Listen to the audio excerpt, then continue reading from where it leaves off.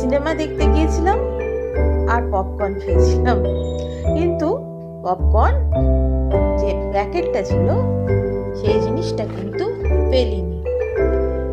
আমার তো সেই বেস্ট আউট অফ ওয়েস্ট, তো সুতরাং সেই প্যাকেটটাকে দুই দিকে সেলোটেপ দিয়ে জুড়ে নিয়েছি এবং আমার মনে হলো কোথাও না কোথাও এটা একটা কাজে লাগতে পারে ক্রিসমাস ডে পরে আমি একটুখানি প্ল্যান চেঞ্জ করে এগুলো কভার করলাম পেন্টিংয়ের বদলে।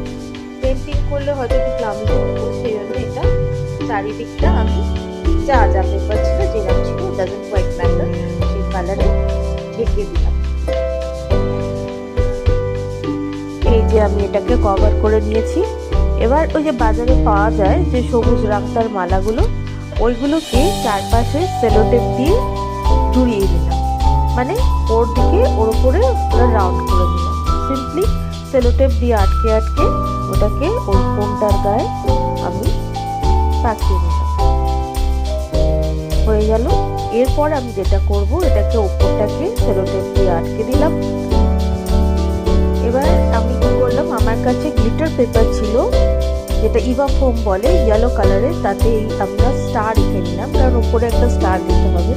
এবার জরুরি হলো দুটো স্টার রাখতে হবে, কারণ দুটো স্টার করে যাতে দুই দিকটায় গ্লিটারি অ্যাপিয়ারেন্স থাকে। এই যে আমি কেটে নিয়েছি, কেটে নিয়ে তারপরে আমি এটাকে গ্লু গানের সাহায্যে আটকে নিয়েছি, যেটা আপনারা দেখতে পাবেন।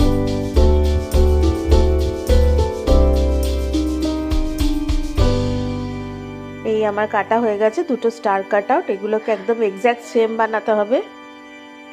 এটা আমি গ্লু গানের সাহায্যে আটকে নিচ্ছি, নিয়ে এটাকে আমি ওই গাছটার উপরে দিয়ে দিয়েছি।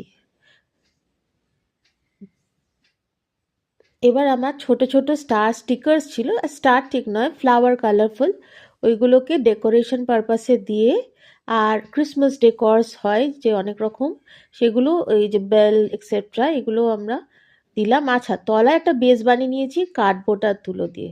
Thank you for watching. Merry Christmas.